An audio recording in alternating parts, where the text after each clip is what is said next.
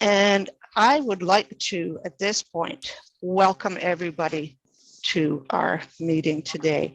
So good afternoon, and thank you for joining us on this momentous occasion. Women's Institute members have actively worked together for family, home, community, and country for 125 years. Today, we celebrate the founding of the Women's Institute movement.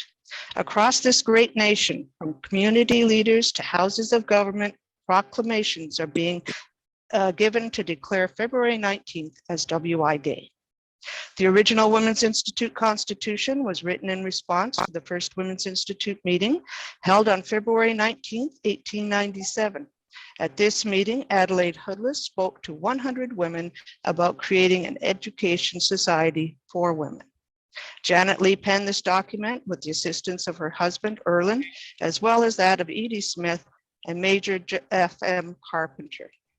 The Constitution was ratified by the women at the next meeting on February 19th, 1897. The Women's Institutes were the first group to represent the concerns of rural women in government. Little did our co-founders, Adelaide Hoodless and Erland and Janet Lee, know of the tremendous impact that their efforts would have on the world. In 1897, when Canada was only 30 years old, women were not considered people under the law, nor did they have the vote. In 1915, Mrs. Madge Watt brought the WI to Great Britain, where today Her Royal Majesty, Queen Elizabeth II, presides annually as president of the Sandringham WI branch. And in 1919, the Federated Women's Institutes of Canada was established to provide a united voice for the Women's Institute of Canada. Many things have changed since the chilly Friday evening in 1897. The work of WI members from coast to coast to coast is to be celebrated, but we have much more work to do. COVID-19 may have put some restrictions on us, but in true WI fashion and resiliency, we move forward and adapt. Adelaide once said, "Educate a boy and you educate a man, but educate a girl and you educate a family." Education is still one of our priorities, along with food security, human trafficking, and climate change. With your help, we will rise to the challenge and sail into the future with a recipe for success. In our program today, you will hear from the Provincial Women's Institutes from coast to coast to coast. So have a cup of tea, sit back and enjoy our time together. And please raise a glass or your teacup to toast Women's Institutes and their members, wherever they may be, to the Women's Institutes. So I'm going to ask everybody else that is not a speaker to put your mics on mute, please, if you don't mind. And I'm going to ask Lynn McLean, our president-elect, to give the land acknowledgement. Thank you, President Margaret. Before we begin this afternoon's program, we would like to acknowledge Indigenous peoples of all the lands that we are on today. While we meet this afternoon on a virtual platform, we would like to take a moment to acknowledge the importance of the lands and to give gratitude for the sharing of these lands, which we call home. We do this to reaffirm our commitment and responsibility in improving relationships between nations and in improving understanding of local Indigenous peoples and their cultures. From coast to coast to coast, we acknowledge the ancestral and unceded territory of all the Inuit, Métis, and First Nations people that call this land home. Thank you, Lynn. At this point, I'd like to call on our Adelaide Hunter Hoodless Canadian Woman of the Year, Ruth Blankhorn, to bring us the Mary Stuart Collect. Keep us, O Lord, from pettiness. Let us be large in thought, in word, and deed. Let us be done with fault-finding and leave off self-seeking. May we put away all pretense and meet each other face to face, without self-pity and without prejudice. May we never be hasty in judgment and always generous. Let us take time for all things. Make us grow calm, serene, gentle. Teach us to put into action our better impulses, straightforward and unafraid. Grant that we may realize that it's the little things that create differences, that in the big things of life we are one, and may we strive to touch and know the great human heart common to us all. And, O Lord God, let us not forget to be kind. So at this point in time, we are going to carry on with our program. I think we're going to do O Canada.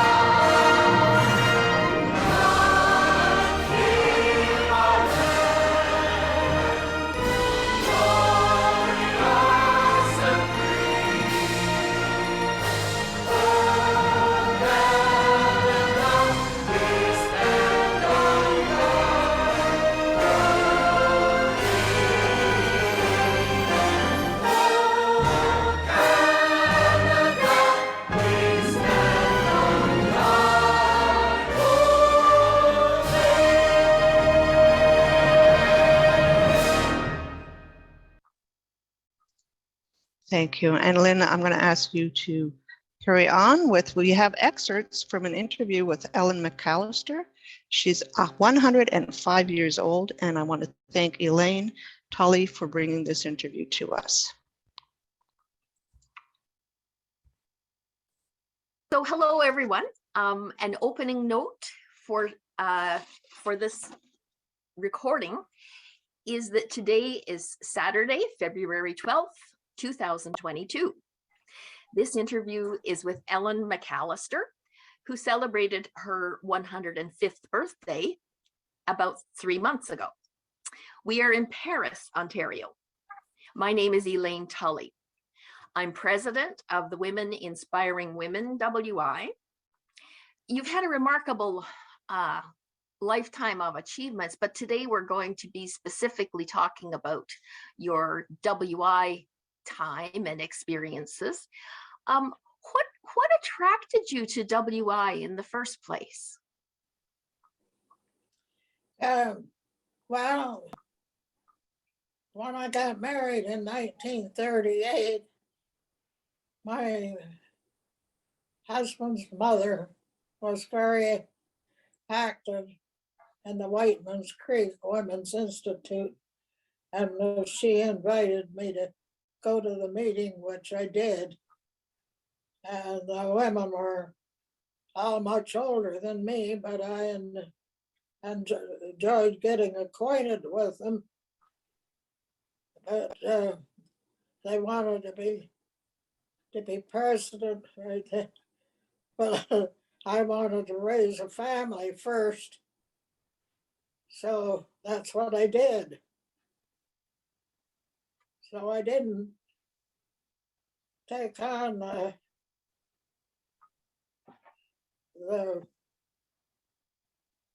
president of Whiteman's Creek WI until 1949. So you were about 10 years in. Pardon? You had been a member for about 10 years by then.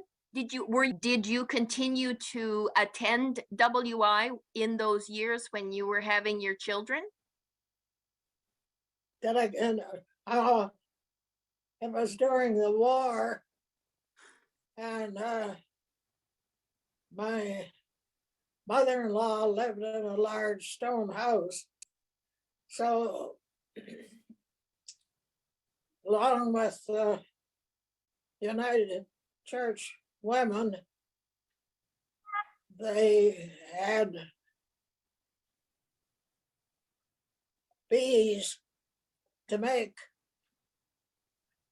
things for the Red Cross during the war. And I had a portable sewing machine. Okay, so during the war, you were working together with the United Church Women for making Yes, Red Cross stuff. Whiteman's Creek was in the Bethel community. Yeah. So I had the privilege of going to the meetings. My husband would help me get the children ready. We lived in the house on the corner of the farm, and we would take them on the little hand sleigh and another sleigh with the sewing machine on, and something for a potluck dinner, and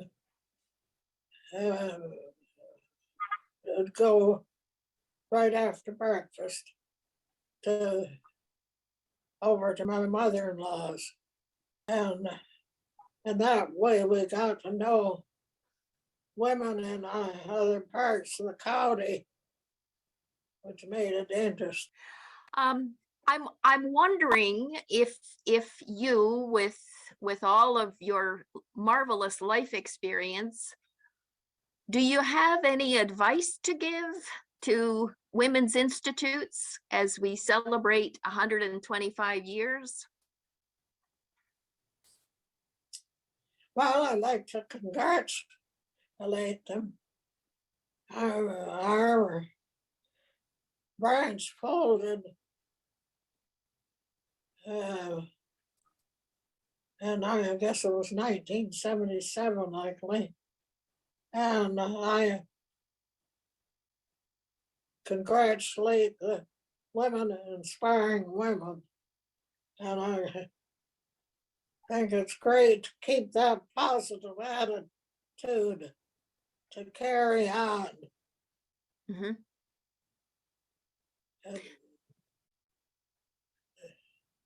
It's no matter what else we belong to, we need the fellowship of being with other women of similar ideas, similar talents, fellowship.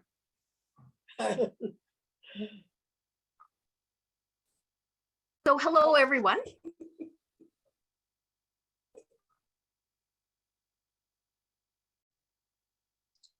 Thanks, Lynn, for stopping that and catching that right away. I really wanted to thank Ellen for taking the time to give us her thoughts and wishes for the future of the Women's Institute, no matter where we are. So thank you so much from the bottom of our hearts to you, Ellen. And thank you, Elaine, for bringing that to us. At this point, we're going to share some insights from the different provinces, and we will start where it all began, in Ontario.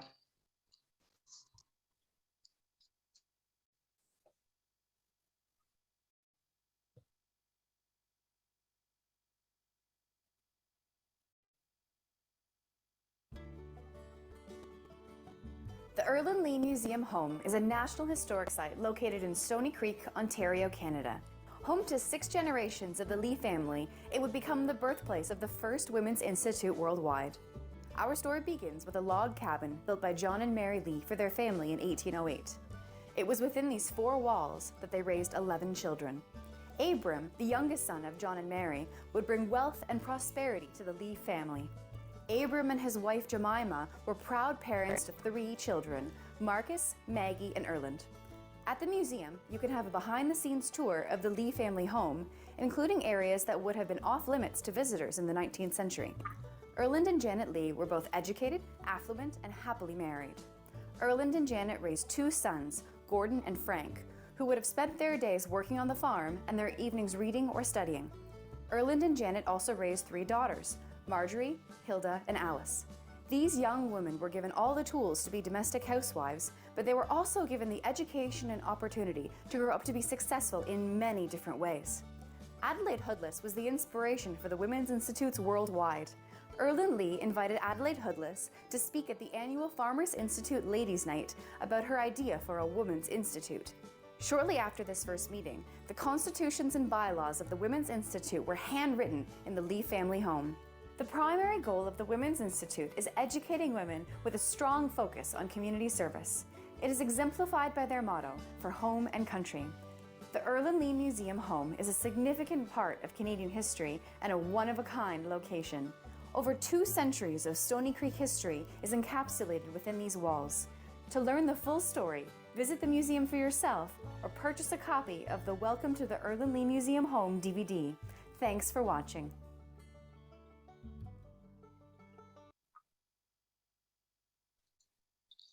Now we'd like to hear from Alberta. Linda Mason and Diane Damon will be narrating their story. Hello, everyone from snowy Alberta. Unfortunately, my camera is not working, so you just get to see a picture of me from last year when I was in Mexico. I would like to start. The following is an excerpt taken from Many and the Remarkable, the story of the Alberta Women's Institute by Catherine C. Cole and Judy Lamore. Beginning 1909 to 1920, the first Women's Institute west of the Great Lakes was founded in Lee Park, Alberta on February 3rd, 1909. The Lee Park Institute was modeled on the Ontario Women's Institutes that began in 1897. From the outset, founder Margaret Graham, who had been a member in Ontario prior to migrating to Alberta, wanted to establish the Women's Institute as a department within the provincial government, as it was in Ontario. Lee Park was the lone WI branch in Alberta until Verdon Valley WI was founded in 1912, with an economic assistance to women of the area.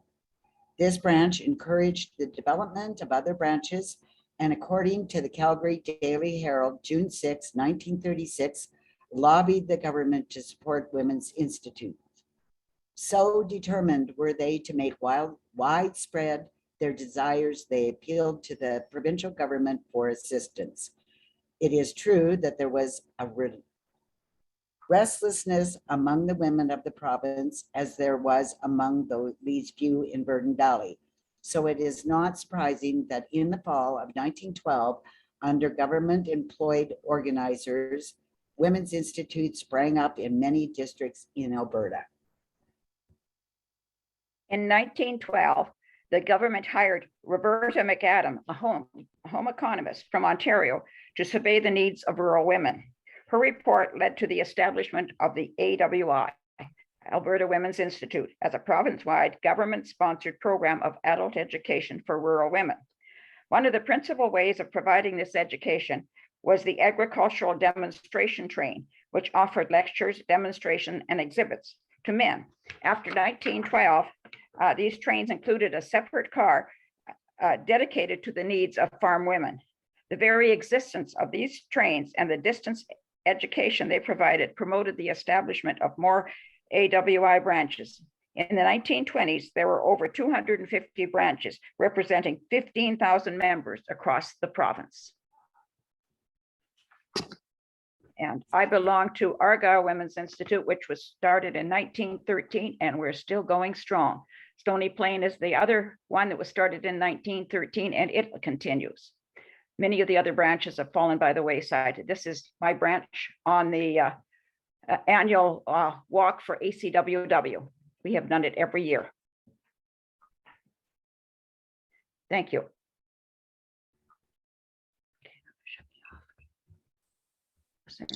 So thank you very much. Just to let you know that Diane is the president of the EWI and Linda Mason is a member of the Alberta WI, but she's also the treasurer for FWIC. So thank you very much, ladies, for letting us know about what's happening in Alberta. At this point, I would like to ask Ruth Fenner to talk to us about British Columbia WI. Thank you. I was asked to speak on the sparks that started the British Columbia Women's Institute.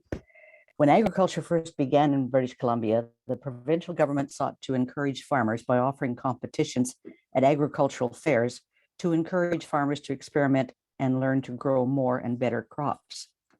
Competitions need judges. In 1908, Laura Rose of Ontario was asked to judge. The Farmers Institute leaders were quite impressed with Miss Rose and had heard of her work with the Women's Institutes in Ontario. During the next winter, they approached the BC Minister of Agriculture, that's the gentleman on the left side of the screen, Mr. Scott, and he was delighted to approach them. They wanted Miss Rose to speak on the benefits of a Women's Institute in their community. The Farmers Institutes knew the improvement in Ontario brought about by the Women's Institute, and they wanted the same for their homes in the Fraser Valley. So Laura Rose came in the autumn of 1909, not only to judge competitions, but she spent 3 months traveling through communities on Vancouver Island, across the Lower Mainland, going as far east as Cranbrook. Everywhere she met with women, she met also with success. And when her 1909 tour was completed, there were 15 active women's institutes in British Columbia and quite a number of others that were on the drawing board. So in our province, the Women's Institute movement's first spark was when the Farmers Institute members requested Laura Rose to be engaged to come and speak in BC. The women thought it was a great idea to join together for the good of their home communities. And one enthusiastic gentleman sent Laura $5 and encouraged her to use it, quote, for membership fees for 10 ladies, just by the way of encouraging such a praiseworthy institution. So the Farmers Institute provided the first spark of creation for the BC Women's Institute, and Laura Rose II. And our heartfelt thanks to both of them. Thank you, Ruth. I would like to also mention that Ruth is the co-author of The Mad Watch and the Power of Women Working Together. It's a wonderful book. It is available at our website, fwic.ca, or you can also contact Friesen Press. So it's a great book. Take a look. And thank you very much, Ruth, for taking the time to help us understand what started the British Columbia WI. And thank you for inviting me. So Manitoba WI, Deborah Barrett, president, has offered to narrate the slides that Lynn has put together for us, and thank you for doing that. So Deborah.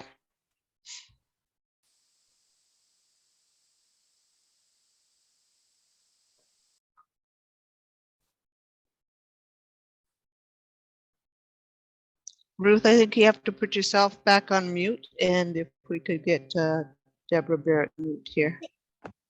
Excuse me, Margaret, Sorry, I think, forgot to unmute myself. okay. I think Deborah wanted us just to go through them, and Manitoba WI prepared these pictures for us, so I'll just go through them so people can read the screen unless she wants to say something. Deborah did Actually, offer Lynn, to narrate them. Sorry, okay. I forgot to take myself off mute. My apologies. Manitoba is celebrating our 112th year as a province of institutes. I belong to the Fisher Branch Institute, and we will be entering our 75th year this spring. What we've done, put together for you to enjoy today is a bit of a slideshow of our proud moments. So here we have our Ministers of Agriculture, Mr. Eichler, and Minister of the Status of Women, Kathy Cox. Both have retired from their positions this year, but they have been absolute strength and great support for our province.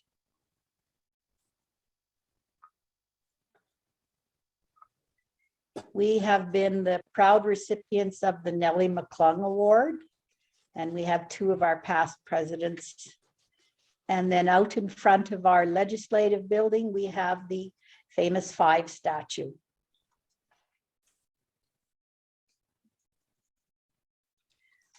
One of our first institutes to celebrate their 75th this year was Woodmore.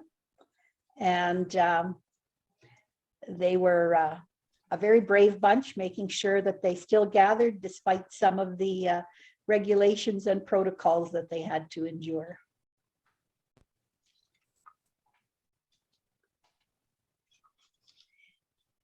About 4.5 years ago, we instituted a Made in Manitoba project. We identified there was a lot of need. So these are the 3 highly successful projects. We gather monies and goods for different organizations across the province.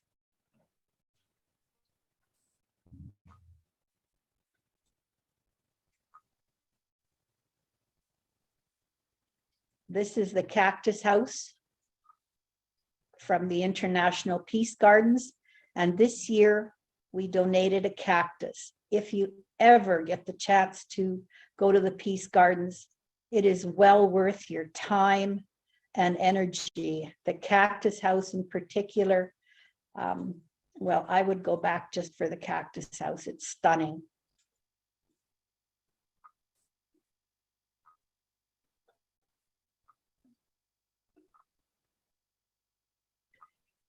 At the Peace Gardens, we have a WI picnic nook.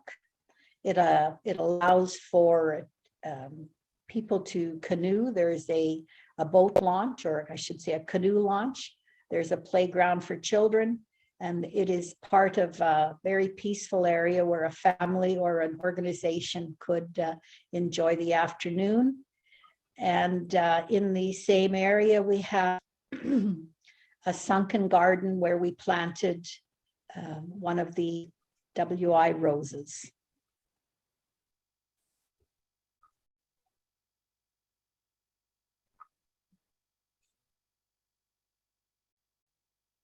And this year, well, I should say 2021, we were the proud recipient of the 150 Women Trailblazers Award. We were nominated and absolutely thrilled to receive the nomination, and then to be awarded as one of the recipients was more than we could have possibly have hoped for.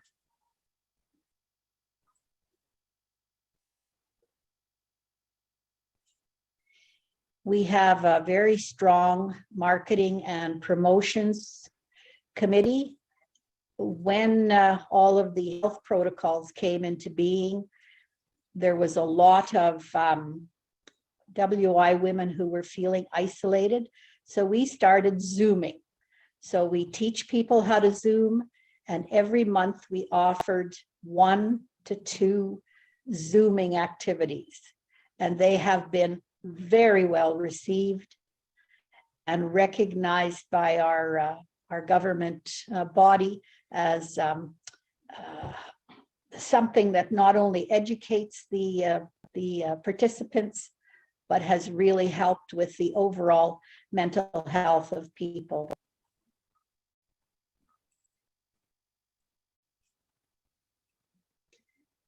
And here's one of our members, and we are realizing the power of WI. And here you will see our member in, certainly not in the weather I have today, which is very blizzardy, but she is enjoying the beaches of Cuba while she reads our newsletter. Our newsletter goes out every 2 months, and it is something that's sought by many people, even those outside of WI.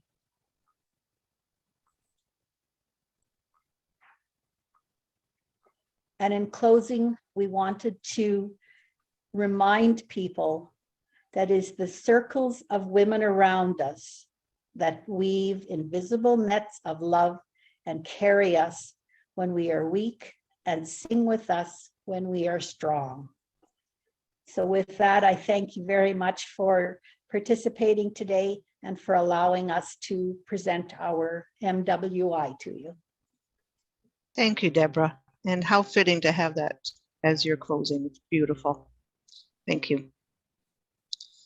So now we're going to ask Sharon Adams, who is the new New Brunswick president, and Angela Scott, who is one of our board directors and also the chair of the communications committee. So I'd like them to come on and tell us about New Brunswick, please.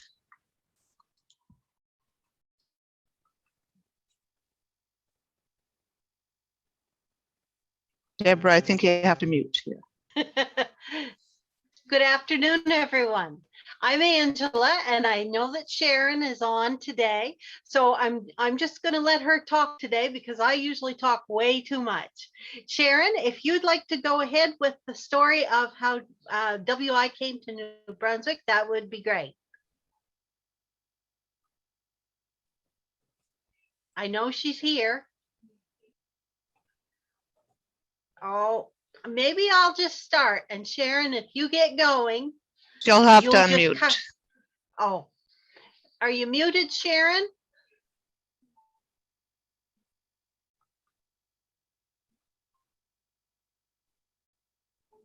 I'll start, and after she gets ready to go, she'll take over. Good afternoon. I wish to begin this afternoon by telling you how honored we are to speak to all of you today. We count ourselves fortunate to have made connections with the Women's Institute for a very long time, not 125 years, and perhaps not as many years as some of you, but still a relatively long time. As you know, the Women's Institute is originally founded in Ontario by Mrs. Adelaide Hoodless, following her young son's death from drinking unsafe milk. The Women's Institute movement came to New Brunswick at the prompting of Mrs. Alma Porter, wife of James E. Porter, who was a farmer, former member of the New Brunswick legislature, and owner of a sawmill and a grist mill in Andover, New Brunswick. Mrs. Porter often accompanied her husband as he visited people in his riding. And of course, at that time, when women in New Brunswick did not vote or take part in political discussions, so Mrs. Porter remained behind in their buggy to keep the horse, I suppose, while the women talked.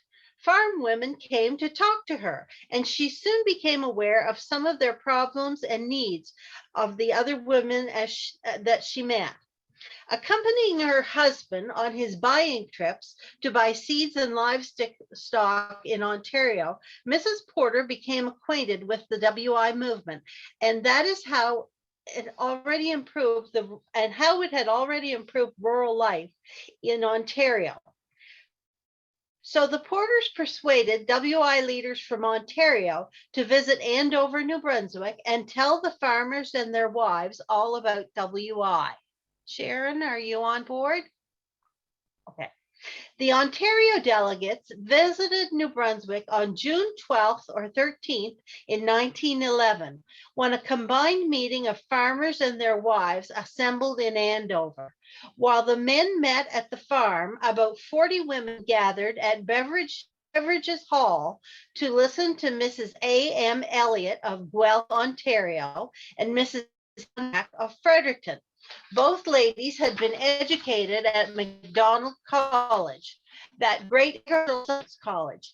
15 women signed on that day as WI members, and the WI in New Brunswick was born right there in Andover. These field days with the farmers, hearing speakers talk about soil and livestock, were held while their wives heard speakers talk about the WI, and they were held all over Brunswick.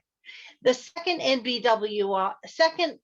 WI in New Brunswick was formed later in June 1911 in Centre Nepean on the Miramichi. And by the end of 1911, there were 16 branches of Women's Institute scattered all over the province. Growth continued at this rapid rate, and there were 61 branches within the membership of 1900 by the end of 1914. By 1935, there were 165 branches and a membership of 3,500.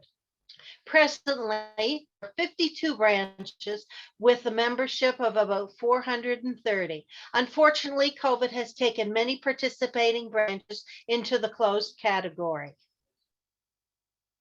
Now we shall hear some of our proudest accomplishments. Right from its beginning, the WI met local challenges in 4 categories: community improvements and activities, adult learning and education, scholarships, and war efforts when Canada needed so badly everyone's help in the war. We have a few examples. Community improvements and activities. In the original Andover branch, they built concrete sidewalks and provided lights for the Andover to Perth Bridge. In Gagetown, they provided street lights, gas-powered, for the village streets. A few years later, it was the WI which helped to bring telephone lines into many areas.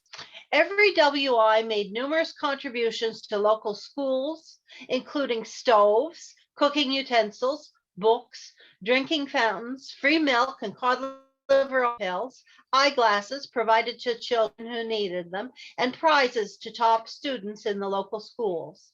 In the 1930s in Devon, the WI paid the salary of the music teacher, and a local WI helped bring the doctor to Sheffield, even paid $40 towards each month's salary.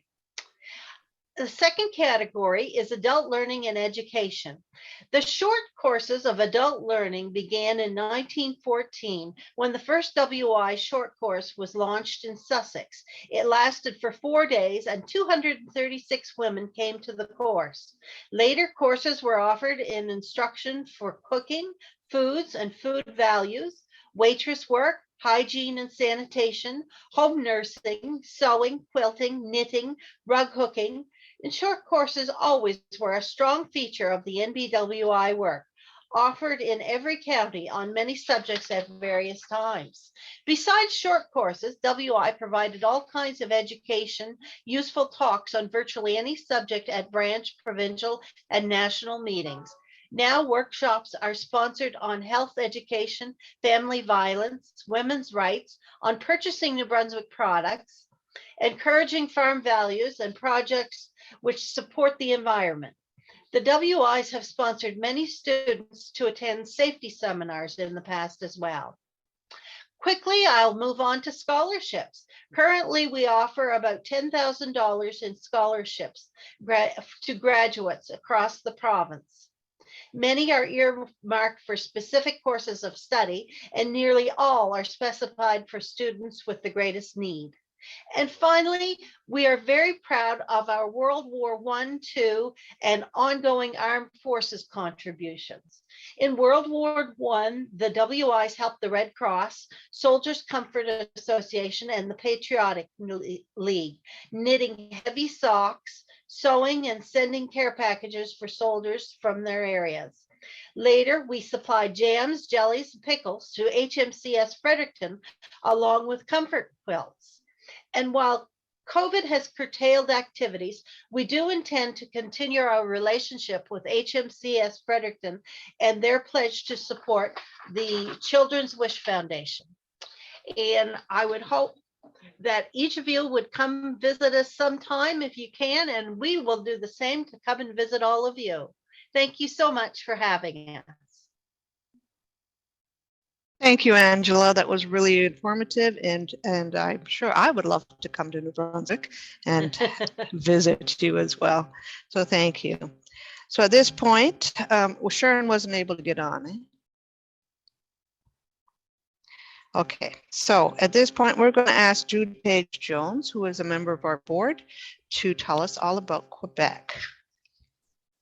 Good morning, everybody. I'm also the president of Dunham's branch.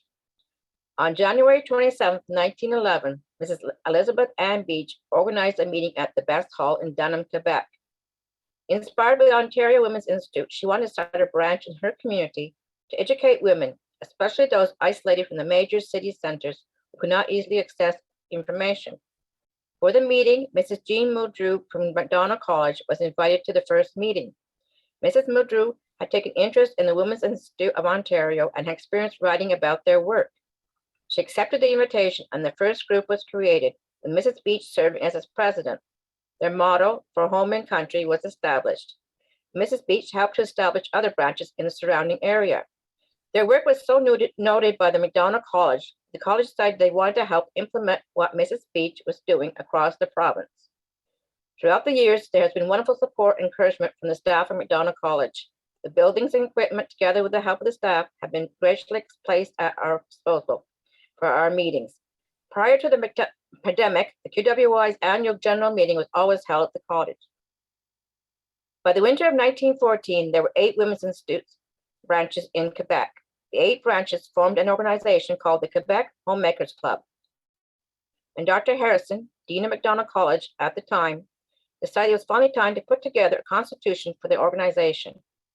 On February 11th, 1914, he, alongside members from each branch, held a meeting at the college where they drew up their official constitution.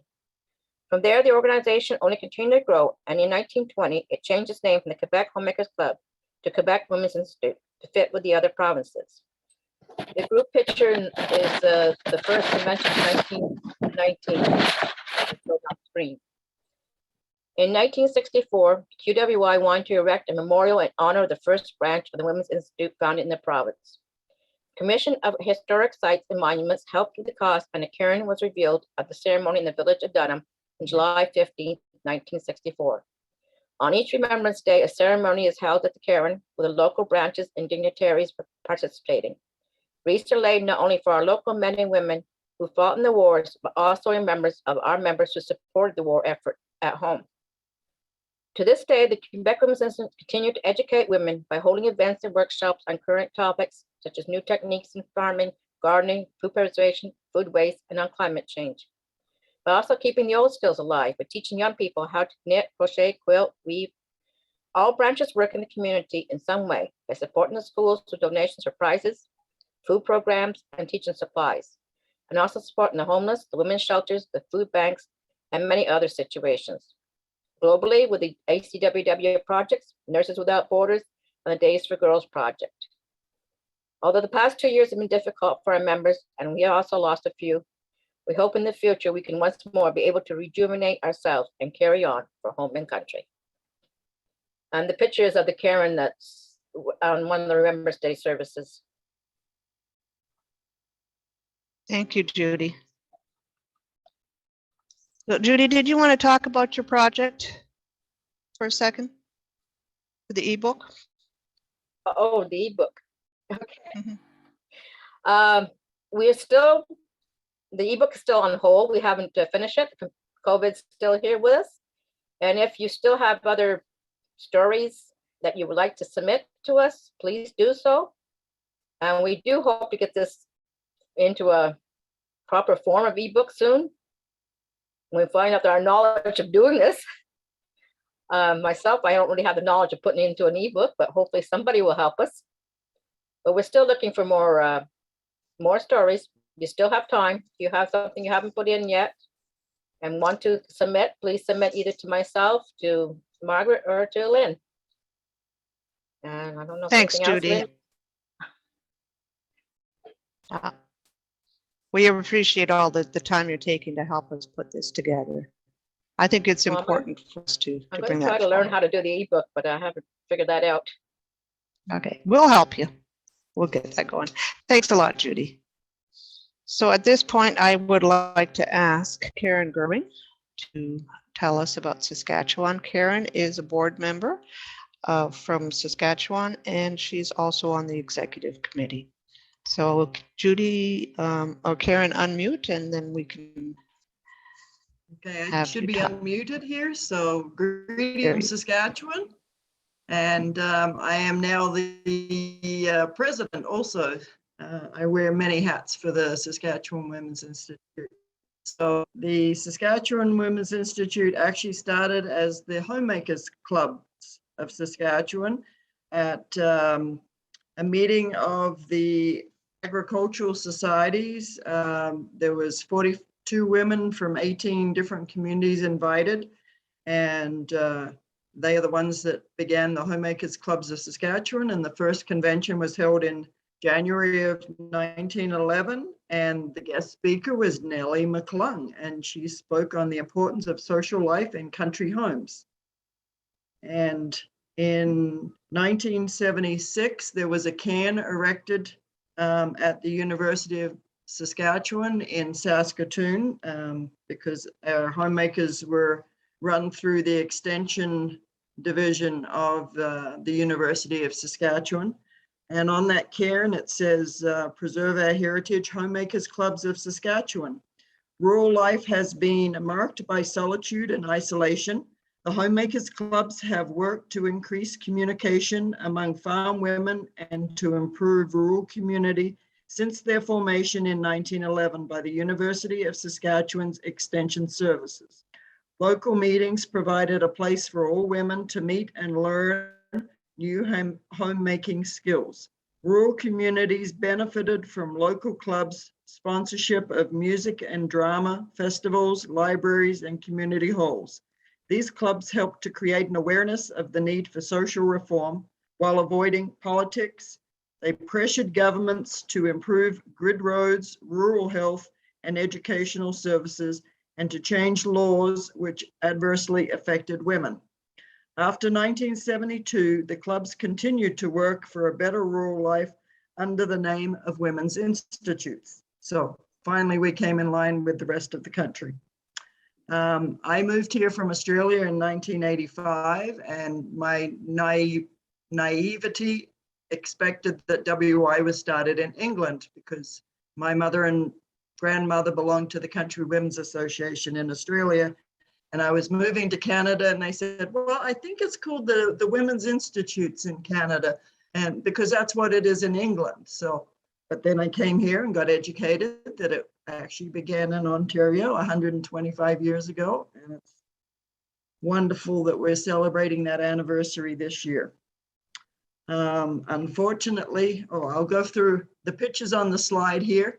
Back when we were having our 100th anniversary, there was a group that wanted to disband and dissolve the Saskatchewan Institute because we were getting lower in numbers, but Virginia Kreklevic said that we're going to continue on for the members that we have, and she put into motion our project of raising $10,000 for the, at that time, soon to be built Children's Hospital. It's now the Jim Patterson Children's Hospital in Saskatoon.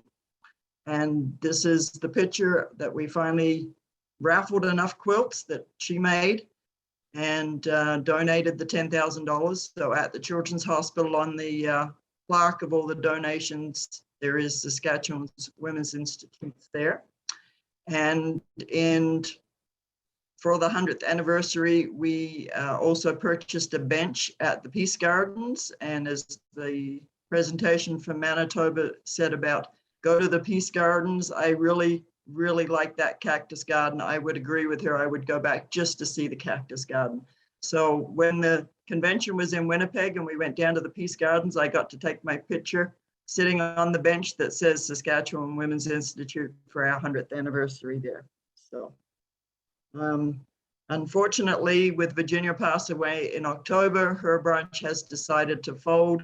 We only had 12 members at our annual meeting in October, and I volunteered to take on as president for this last year, and we are doing a mail-in ballot and holding our, I'm assuming, last annual meeting on June 13th at my home. I still think there is a need for WI, even though Saskatchewan won't be continuing on, and hopefully the FWIC will find some way of having electronic members or clubs or associates or something, so that women in Saskatchewan can still participate in WI, even though there won't be a Saskatchewan organization.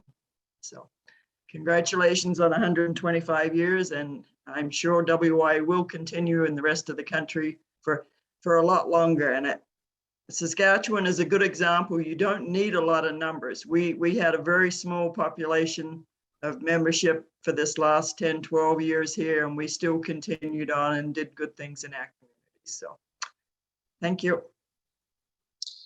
Thank you, Karen, for all that you have done for the Saskatchewan WI and for the Saskatchewan WI members, for all that they have done for their communities. And I would also like to say that we will look to see what we can do about having a virtual branch or something. We'll be bringing that up at our AGM to see what we can do about that. So again, Karen, thank you very much for that and for doing all the work that you do on our committee. Thank you. At this point, I would like to have Doreen Wall from Prince Edward Island come and talk to us about the PEI-WI. Karen, okay. Doreen, you need to unmute. Yes, I did. It all started in 1911 when there was women on the island formed a group to help the Red Cross for the war. And then in 1913, the Agricultural Instruction Act was announced by the House of Commons, and they wanted to advance through agriculture, through education. So they set up a provincial fund, and provinces at that time received grants.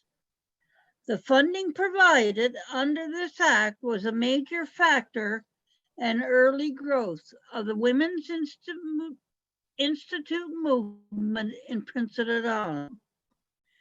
The Alpha York, which was the first group in 1911, joined the Women's Institute movement that year. In 1926, the Women's Institute Act was passed by our provincial legislature, providing a binding framework for the operation of the organization. The wisdom of the decisions on structure that were made in those formidable years and fine-tuned later in the century helped to brand the Women's Institute as a model of efficiency in getting action on important issues for Islanders.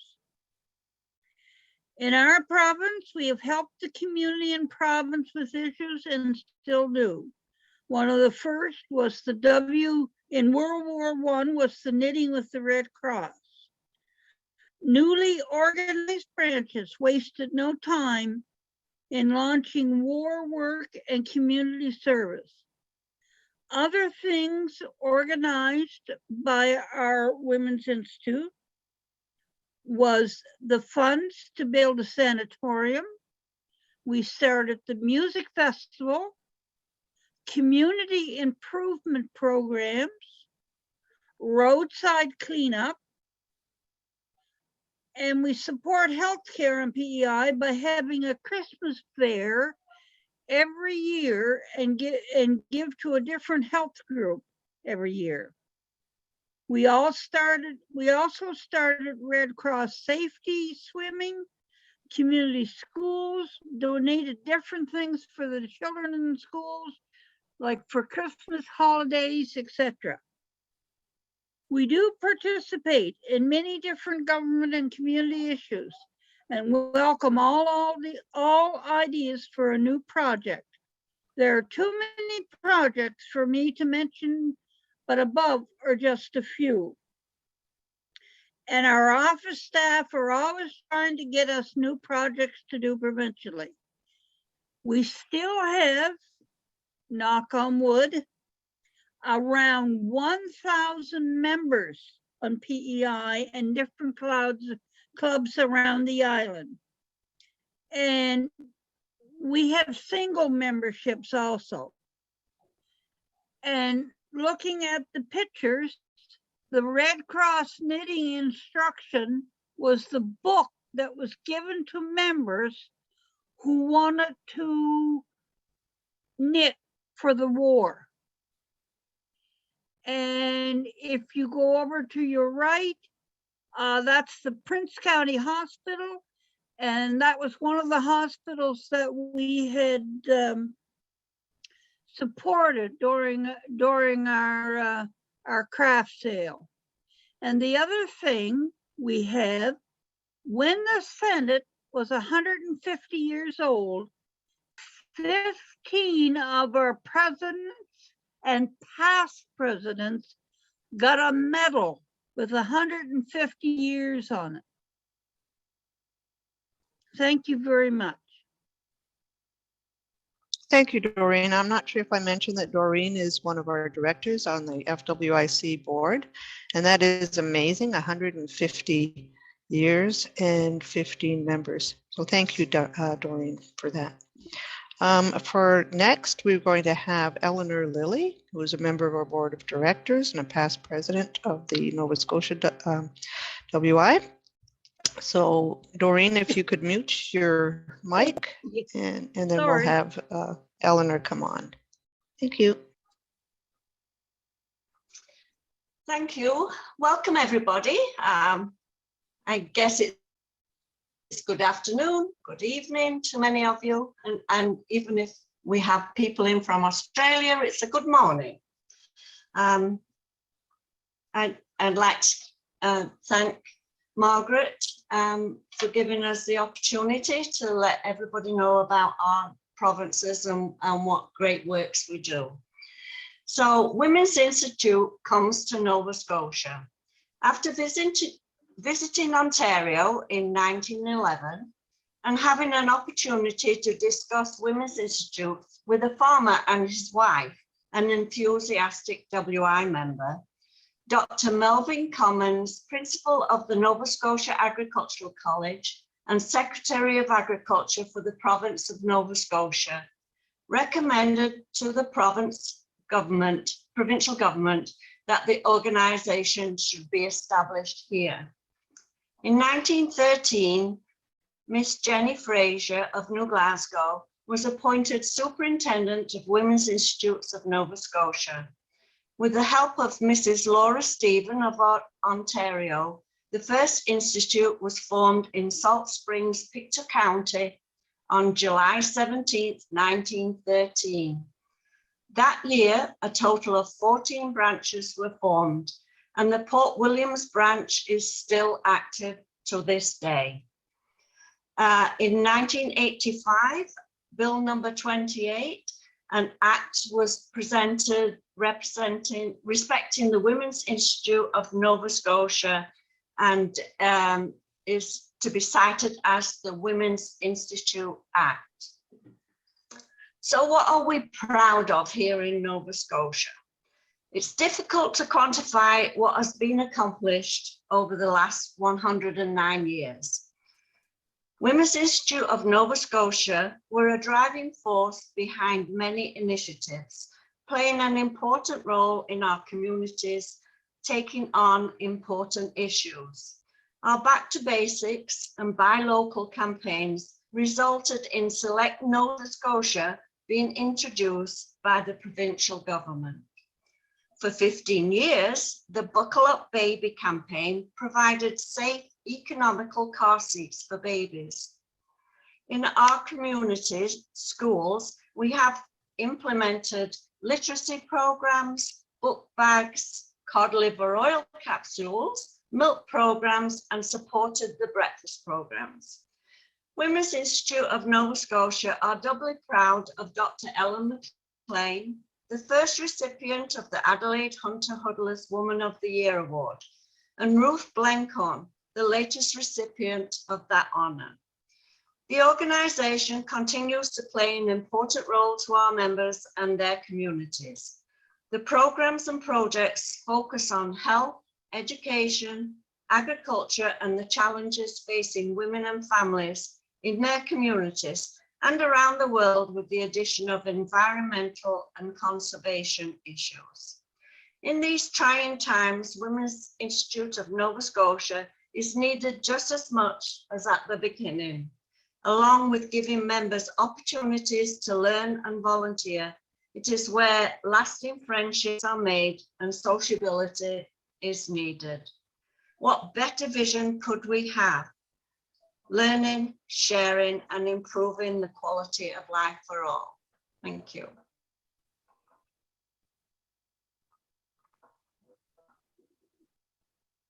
Thank you, Eleanor. At this point, we'd like to invite Elizabeth Young from Newfoundland and Labrador to tell us about her province. Hello, ladies. It's a privilege to be here. My name is Elizabeth Young, and I am the president of Newfoundland and Labrador's Women's Institutes. In 1929, Newfoundland was hit by a tidal wave along the southern shore coast. Under the leadership of Lady Anderson, wife of the Lieutenant Governor for Newfoundland, a service league of volunteers to aid the people affected by this disastrous tsunami was formed. Afterward, the group formed the Jubilee Guild in 1935 to unite rural and urban women. These guilds encouraged programs of social, educational, and service features. They became a proud, dedicated, vibrant, and colorful organization and part of the Newfoundland and Labrador culture. In 1945, they joined the Associated Country Women of the World, and in 1951, they joined the Federated Women's Institutes of Canada. The name of the guild changed to Newfoundland Labrador Women's Institutes in 1957. The organization has responded to the needs of its members and people within rural and urban communities of our province from the beginning and continues to do so today. They work on various programs and projects which benefits the residents of our communities. The branches have a varied and rich history in our province. Each branch and district works and volunteers in projects and programs that benefit others and themselves. Their work ethic, concerns, and energy are to be commended as they meet the needs and challenges to advance their people in their areas. We are proud to provide scholarships for students attending post-secondary institutions in our province. And we take part in food banks as well as with our schools in mentoring and tutoring our students, also in the breakfast and lunch programs. COVID-19 has presented many challenges and changes to the NLWI ladies, but we continue to do our best to meet these challenges by being flexible and creative. They can be proud of their efforts as they continue to work towards bettering the lives of our citizens and to promote indispensable services. I am especially proud of the fact that the ladies of our province donated their materials, their recipes, and information that is being used presently in the high schools of Newfoundland and Labrador for the traditions of our province. I feel privileged to represent these ladies and our organization, and I look forward to being able to continue to serve them. Thank you very much for your time. Thank you, Elizabeth. Elizabeth is the president of the Newfoundland and Labrador WI. She's also a member of our board of directors. So Lynn, if you wouldn't mind going to the next slide.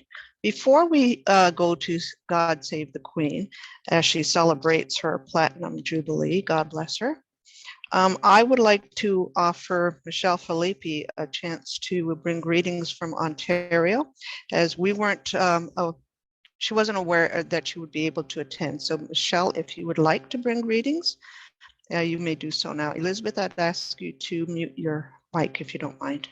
Okay, thank you. Hello, everyone. As Margaret said, I'm Michelle Filippi. I'm the current president of FWIO in Ontario. I was supposed to be at another meeting today. Well, part of our celebration is for the 125 is to have a quilt challenge. And we were to meet today and do our live presentation of the award ceremony. Unfortunately, there is a major blizzard going on right here, so we couldn't do it.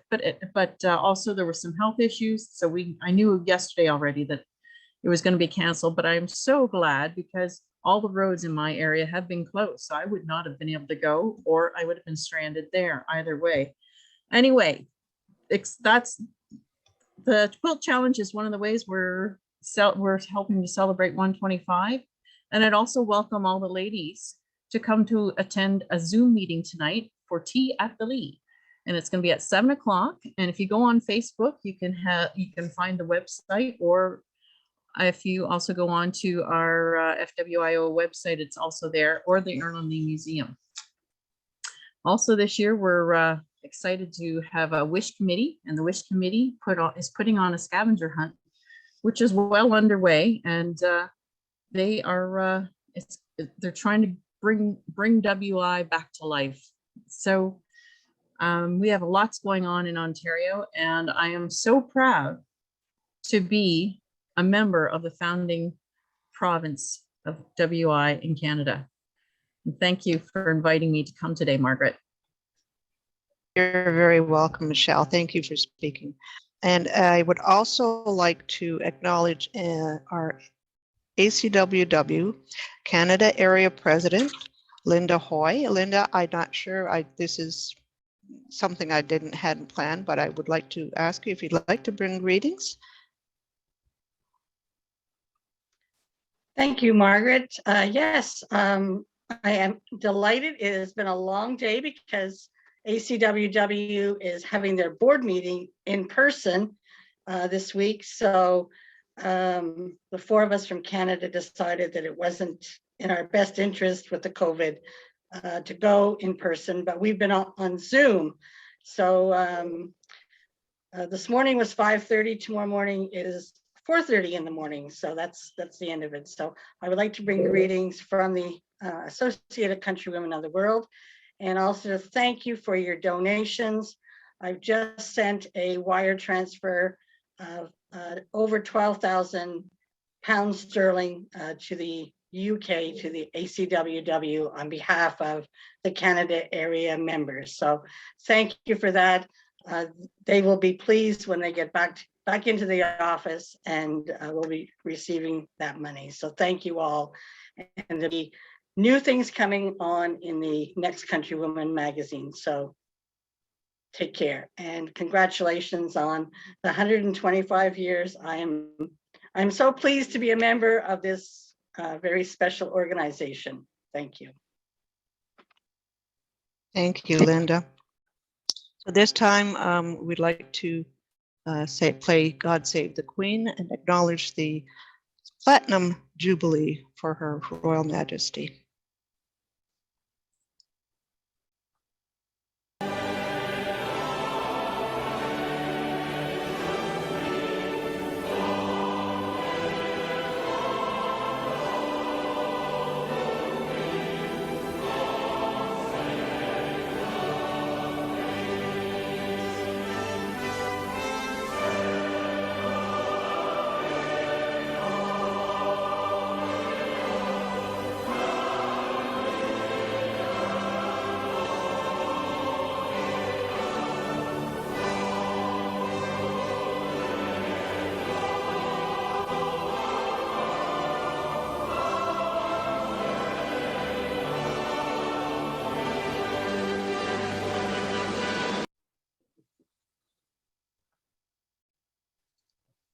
So as you can see on the screen, these are our board members and our provincial presidents.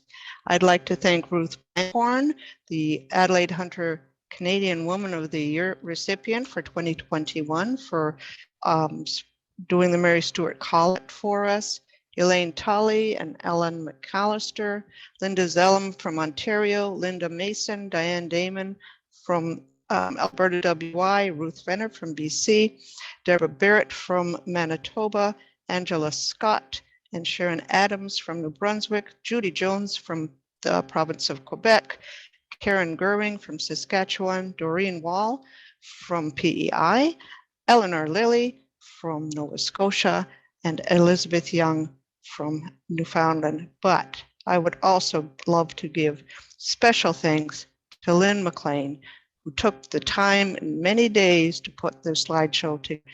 So thank you so much, Lynn, for all that you do. what you have seen. There's a lot of things that she does behind the scenes and greatly appreciated. I would also like to acknowledge some of the panelists. I hadn't seen everybody on the screen, but we have Ruth Blankhorn. I saw Marie Kenny's name up there. Lynn, you're going to have to help me because I can't see everybody's name up here.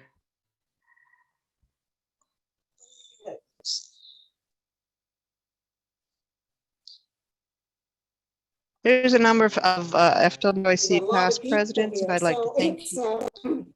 It's hard to see everybody. We had a, sorry, go ahead. We had 144 people in attendance at one time. So Ellen McLean is here from Nova Scotia. Yes, thank you. Ellen McLean is here from Nova Scotia. And we also have from Scotland, May Kidd, who is the past world president.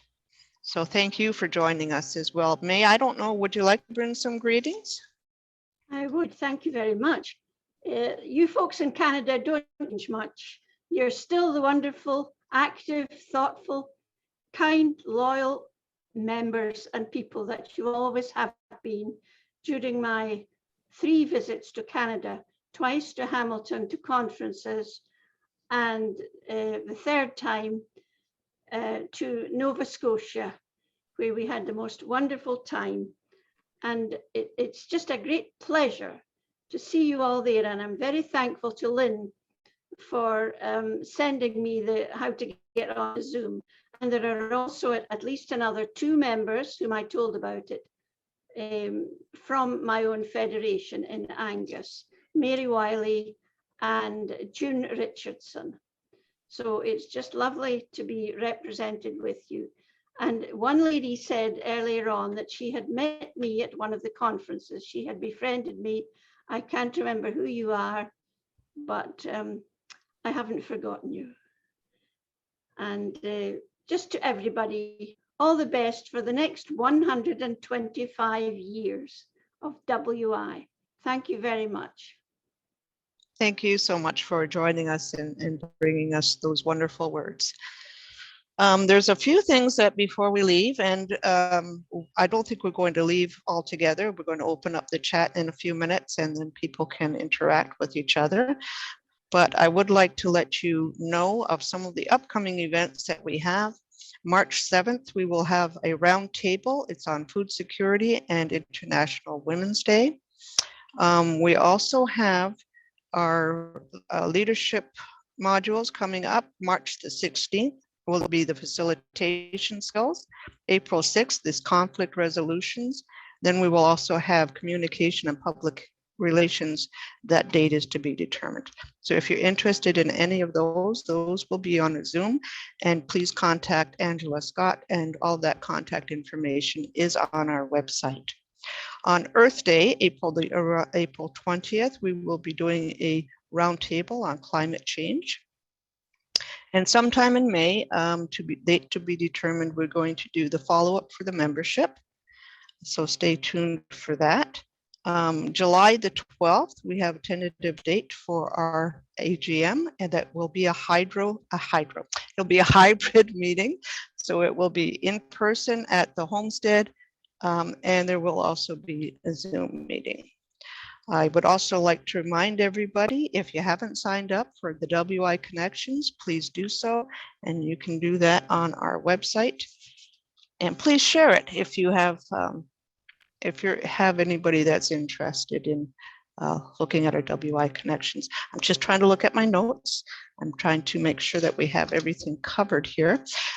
For our 125th anniversary celebration, we are hoping that provinces across Canada will be planting trees, any kind of trees or shrubs, to help with the climate change and to mark our 125th anniversary.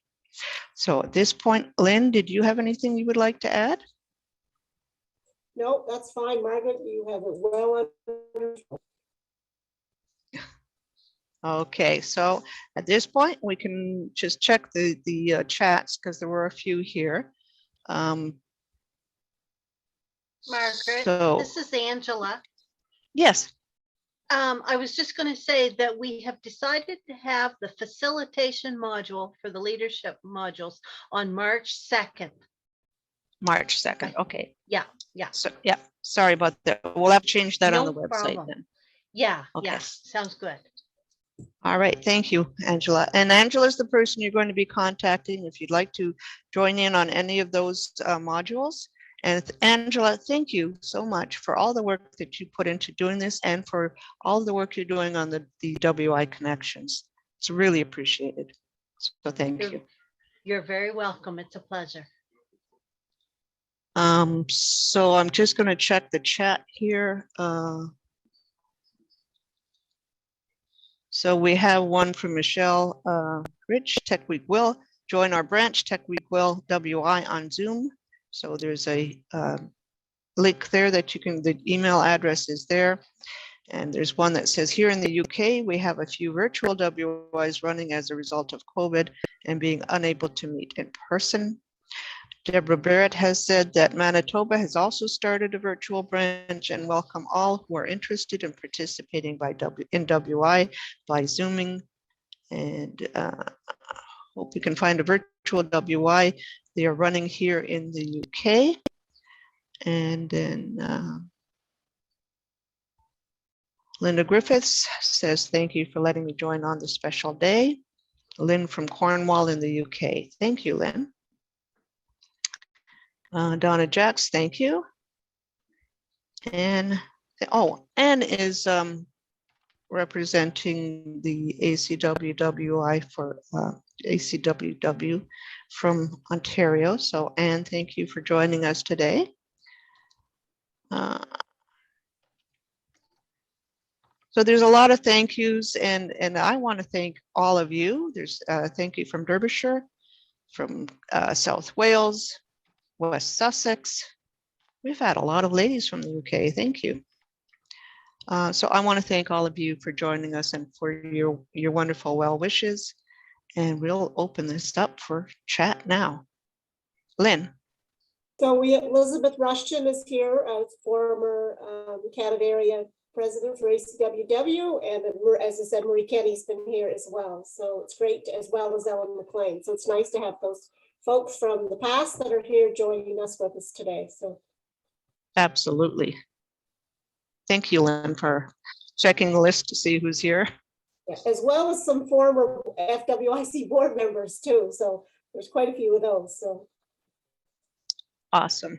So I think that we are about 21 new messages.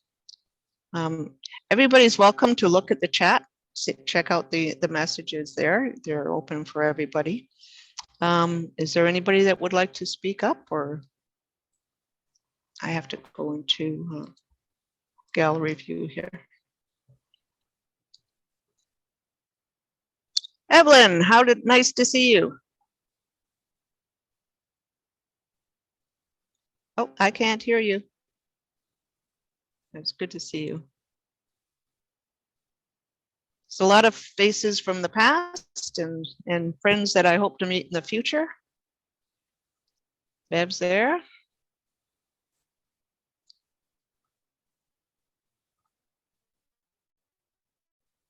Anybody else would like to speak up or join the chat, please. Oh, Helen has raised her hand.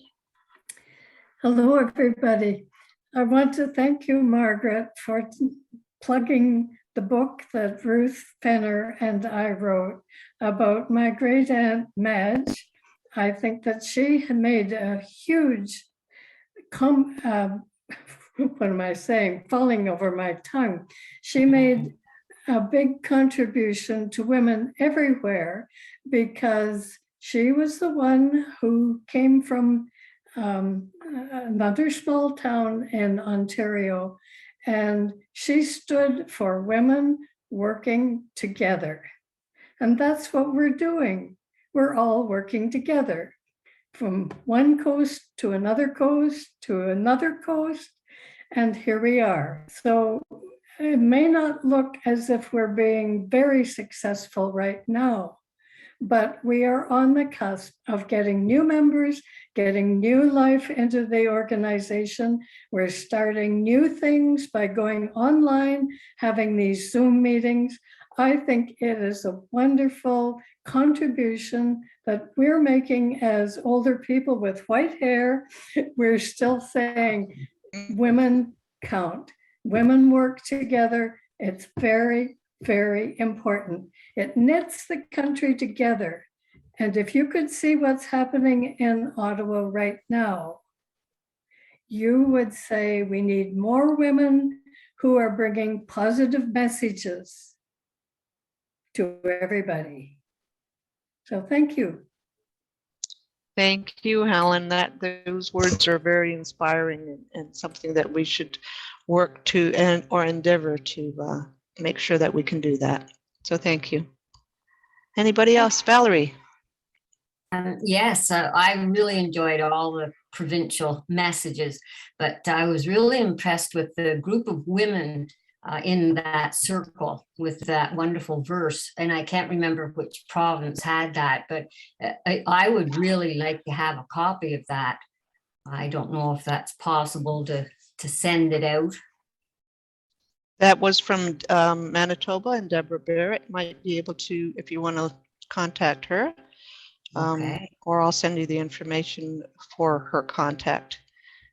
So I'm sure that she'll appreciate that and share that with you. Thank you. Thanks. Mary Derbyshire. Nice to see you, Mary.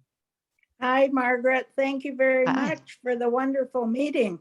And I'd like to say hi to all our fellow members that have come today from far and wide. And I would especially like to say hello to our pen pal from Clapham Patching WI in West Sussex, Beverly Bacon. Hi, Beverly.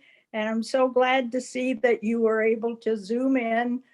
Beverly and I email quite frequently, and she said she was going to try and make it, and I'm glad to see that she did. So good luck, everyone, with your future endeavors for WI, and let's stay strong. Everybody says stay strong and stay positive, and that's what I'm advocating today. So congratulations to all of us, and let's look forward to better things in the future. Thanks, Margaret. Oh, thanks, Mary. Good to see you. Anybody else that would like? Sorry. Can you hear Sharon Adams? Hi, Sharon. Hi. I just want to take a moment. Number one, this was very well put together and I enjoyed it very much. I would also like to thank Angela Scott. I cannot tell you how many times she has come to my rescue. And anyway, I know that I am joining a very, very special group of ladies as far as the president of the province. It's a new role for me, and I love to hear things, projects and that other women and other branches are working on. And I think as long as we have women that are being battered and children that are being ignored and not taken care of properly, and we have children going to bed hungry and cold, us women will always have something to do. I think we have a lot of work to do as the fallout from the COVID. And I have a few plans for New Brunswick. I just hope I'm not too old to implement them. So anyway, again, thank you to Angela Scott, and I see Marie Kenny on there. I remember so many years ago when she came to New Brunswick's, when we hosted the FWIC, and it's just been a progress. And I don't know your names, but I love every one of you because we are, as a previous speaker said, we are all in this together. Women helping women. And some of the projects that you ladies have done just blows my mind. So it only has not been great to be on the Zoom. I was fortunate enough to get on, because I never do get on anything because I'm not very smart about Zoom. But anyway, very well put together presentation, and I just feel like I know you people already, and I'm looking forward to being able, if we can get some of this COVID out of the way, that we can go ahead and you people, ladies, have been so resilient about getting things done via Zoom. If you were counting on me to get things together by Zoom, it just wouldn't happen because I can't do it. Anyway, thank you so much. And thank you for welcoming me in FWIC activities as well. Thank you. Thank For you, home and Sharon. country. Thank you. Lynn. I just wanted to mention the interview that Elaine Tully did with Ellen McAllister is about 27 minutes long, and it's really quite interesting. And so we're going to post it on YouTube, hopefully in the not too distant future. So I would encourage you to listen to her whole interview and how she talks about what WI did and how she was involved over the years. Because there's lessons there for us, and some things haven't changed in all that time, but there's some really good lessons there. Okay, thanks, Lynn. I just see that, I think it was Donna Russett just posted that if you Google the circles of women around us, you can find that picture and the saying. Thanks, Donna. Is there anybody else that would like to say anything? I just want to say thank you to Ruth and Hen for the book. I received mine about 2 weeks ago in the mail, and I've been reading it. I'm halfway through, so thank you, ladies. It's a great resource for me. Brings back a lot of things that I had learned earlier but had sort of forgotten. So yes, it's going to be my resource book now. Wonderful. Thank you. Anybody else? I just want to thank all of the provincial presidents who have joined in on our board meetings. So all of the presidents are invited to come sit in and learn, listen, hear what we have to say. And I would invite I would invite the past presidents to send us any things that they would like us to deal with. So you've had the experience. Let's see where we can go in the future with that. Debbie. Debbie has her hand up. Hello. Thank you very much, everybody. This has just been a wonderful day, and it is so nice to see so many women celebrating 125 years. I hadn't planned on speaking, but I did have the honor this past September in 2021 to work together and bring the Ontario Women's Institutes together with Quebec Women's Institutes to celebrate and host a community center in my dad's hometown. Was a Women's Institute Center for many years. And then it became a municipal building and it changed names. It was rededicated in 2021. And we hosted a WI event that had Quebec members, Ontario members, and former members in attendance. And it was just a wonderful day. And it was exciting to bring all of these women together to celebrate Women's Institute and the women's in the past who all brought us forward to where we are today. So that's my note. Have a great day and happy 125th. Thank you, Debbie. Marie. I just wanted to say congratulations on an absolutely wonderful presentation this afternoon by everybody. It was very inspiring. There's a quote by Benjamin Franklin that says, "Tell me and I forgot. Teach me and I remember. Involve me and I learn." And when you're involved with Women's Institute, you never stop learning. I look at the screen today and my eyes are getting a little blurry. As Linda mentioned earlier, our Area Canada president, we've been on Zoom calls all week from 5:30 in the morning. And but it's so inspiring and encouraging to see so many faces on the screen, new faces and faces we've had the joy of interacting with over the years, and we never stop learning. And I think you're a testimony to that, where here we are, many of us with our hair turning different colors, mostly white, but at the same time, we're still learning. We're using equipment that we would have never thought we'd ever be able to use. And we're communicating from coast to coast to coast, all the way to Scotland. What a joy and a privilege it is to be here this afternoon. And I thank you for your leadership.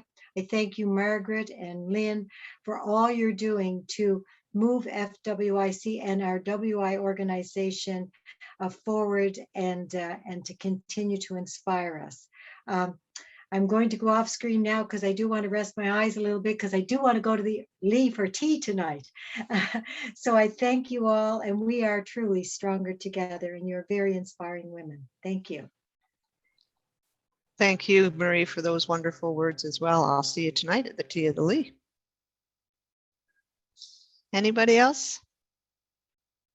I think that at this point in time, we've got the 2-hour mark, a little over the 2-hour mark, or an hour and a half, sorry. I think it's time that we all have a rest before the next event tonight at 7 o'clock Eastern time at the Tea of the Lee. Lynn, anything else you'd like to add? Thank you. All right. Well, thank you everybody for joining us. I'm going to end the recording now.